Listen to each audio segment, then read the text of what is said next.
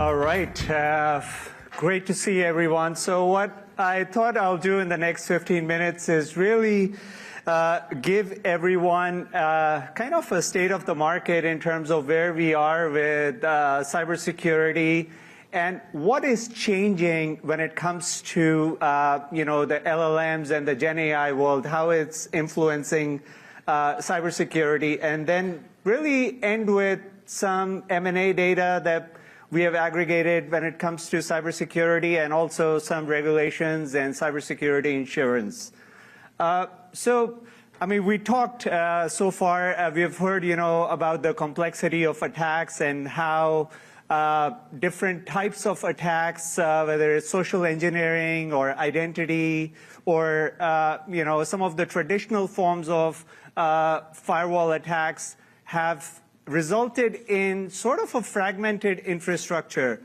But what's changed this year is really the Anthropic attack, which was alluded to in the last panel, wherein when you look at the level of sophistication, which has been increasing over the years, really grew manyfold in terms of what these LLMs have inside them. I mean, think about, they're trained on, 15 trillion tokens. How much information they have in terms of even the default passwords and the configurations of the systems. So it's all about putting guardrails and, systems in place. And that's where it gets very tricky, in terms of what kind of protection that you have at the chatbot level and what the LLMs come out of the box. So in terms of breaches and incidents, you can see, we've been in an environment where the sophistication of breaches continues to increase.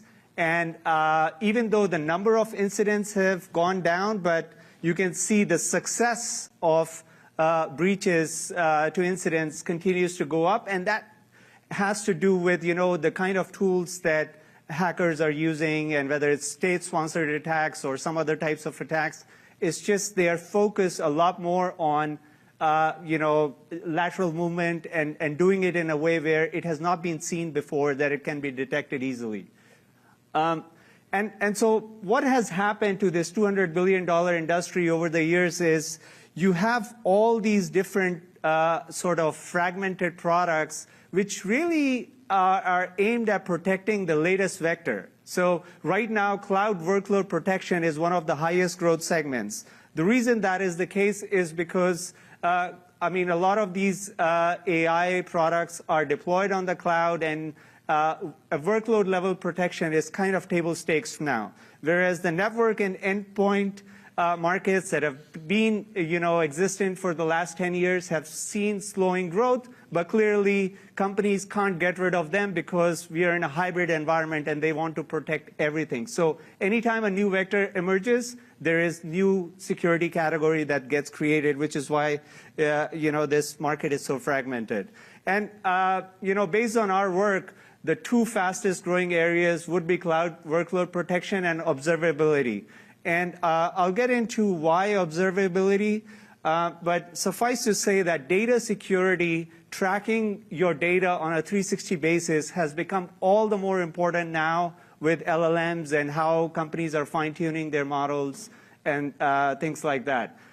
So I do want to spend most of my time here because there is a profound shift that is taking place with Gen AI. And really, the leakage of information in the world of LLMs is something that it's very hard to track. And I almost feel like, no matter how good you are, you just cannot be 100% sure in terms of what information is leveraged for, tokenization, what information is leveraged for your own security, and the lines continue to blur. So, the fact that the reasoning models use tools and tools of all kinds, whether it's browsers or writing code on the fly, it's so hard to track, and I'm sure we'll hear it in some of the upcoming panels around the challenges that the tool use poses when it comes to reasoning models. But clearly, that is a big change. And finally,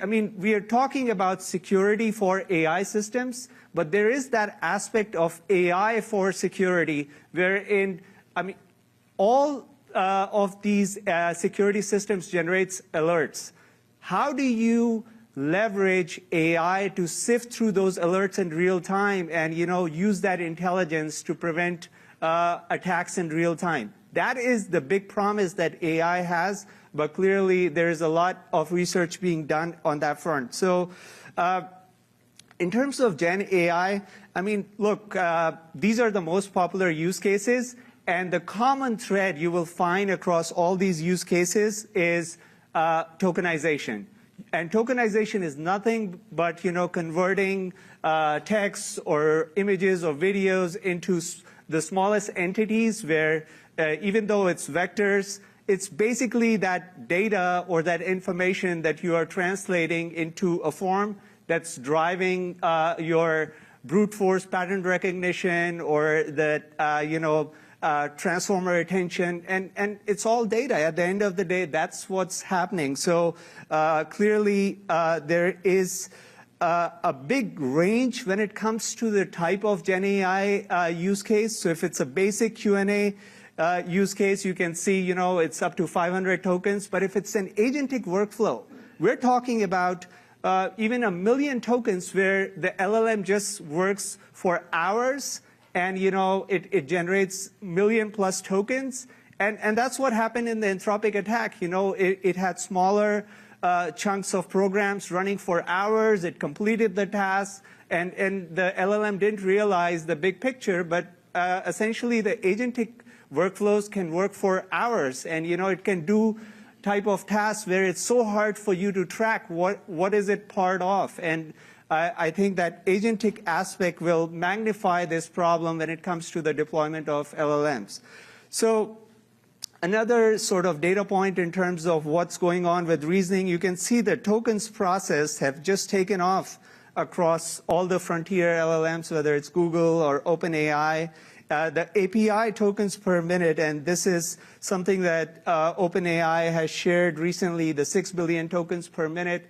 These are the kind of the volume that we are talking about when it comes to API calls. And again, you were protecting data before, now you have to protect tokens. And what are for real use cases, what are for malicious use cases, it's not very easy to discern easily. So clearly the scale of the problem is growing manyfold. And this kind of puts it in perspective in terms of what goes on in a reasoning model. I mean, look at the right-hand side, the tool use. We are talking about browsers, API calls, proprietary databases, evaluation functions, other LLM calls. So if you are fine-tuning the model and deploying a reasoning model for some sort of a use case, this is the kind of tool use that we are talking about, and think of how many tokens it generates. So clearly securing an AI agent is not the easiest task. On top of that, the machine identities. I mean, that's the one thing, previously companies had to care about human identities. Now, every human user has got at least, the hope is they will have 30 to 40 agents running, doing some sort of task. So that human identity gets magnified into agent identity, and that's where it gets even harder when it comes to the scale of the problem. So the one other data point is coding agents, which is probably the most established use case at the enterprise level right now for LLMs. And think of what's happening, with DevSecOps. I mean, all these agents, when they're doing reasoning tasks, are writing code on the fly. So you just have to figure out, what kind of code is being written for good intent versus bad intent. And that's where the use of coding agents clearly is a new type of use case where the DevOps part and the observability part becomes all the more important. So yeah, this is another data point. This is a survey that we conducted at the start of the year in terms of importance of cybersecurity, and clearly every CIO that we surveyed felt like the cybersecurity has to increase because of the increased risk that is posed by the LLMs. So a quick couple of minutes on the M&A landscape. I mean, the Google Viz acquisition hasn't closed. Palo Alto recently announced the acquisition of CyberArk and Chronosphere, and the trend is very clear. I mean, the hyperscalers want to increase the security that is deployed on their cloud because clearly a lot of the frontier LLMs are consumed through the hyperscalers. The pure play companies like Palo Alto feel they need, browser security because that is a very important vector to protect against. And then the Chronosphere acquisition is really observability, which is I want to mine the log in every possible way, whether it's an API call or anything else, and make sure I'm on top of that. So you can see the trend from the recent acquisitions that have taken place in terms of what these companies are prioritizing. Just a quick slide on the hyperscale versus pure play. You can see, the hyperscalers, I mean, Microsoft clearly has a very sizable security business, but even other ones, Amazon and Google, have been adding native cybersecurity. And for a good reason. Again, we talked about how cloud workload security is one of the fastest growing segments. Well, they are accountable for any cyber attack that happens on their cloud. So clearly, I think they will continue to beef up their own security, whether it's through acquisitions or some of the other organic additions that they have done. And then really quick on the insurance, like the price of insurance has gone up. It clearly went up a lot higher during the the COVID phase, but since then it's been steadily going up since 2023, and I feel the recent sort of LLMs kind of increase in vulnerabilities created by tokenization will drive further increase in that cyber insurance because the risk is higher, and that's a trend that we are likely to see more of. In terms of regulation, I mean, clearly there are a couple of cybersecurity acts that are currently in the works in the EU, but there hasn't been anything major in the US, and that's where whether it's President Executive Order, which did come during the Biden era, but we haven't seen anything big in terms of making sure that there are proper controls and companies have to implement certain kind of guardrails when it comes to deploying these systems. So to conclude, I mean, look, clearly the LLMs have a much higher level of risk when it comes to the Gen AI features that are getting deployed, and a lot of the companies have been piloting what sort of features they want to deploy, whether it's chatbot or something to do with image generation and stuff like that. But there is no doubt that when it comes to injecting a bad prompt, the risk is very high, and it's very hard to put guardrails to prevent these systems from malfunctioning, because we've seen even a frontier LLM company like Anthropic that's focused on guardrails from the very beginning, even that got hacked. So clearly the risks are high. As I mentioned, the hyperscalers adding their own security will be a trend that we'll see more of, and we'll hear from some of the companies in the panel.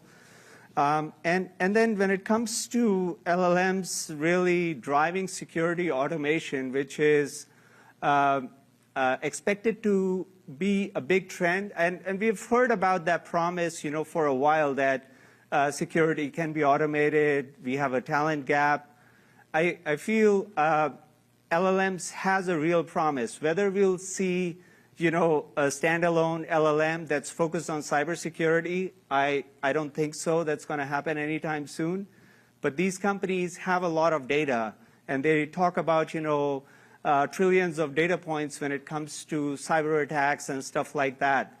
So Clearly, there is promise to develop, an LLM or something along those lines when it comes to a foundational model type of approach with cybersecurity. And it'll be interesting to see if we see something along those lines. So that's what I wanted to share, and we'll be discussing other aspects of this during the panel that I'll be hosting later on. So, thank you.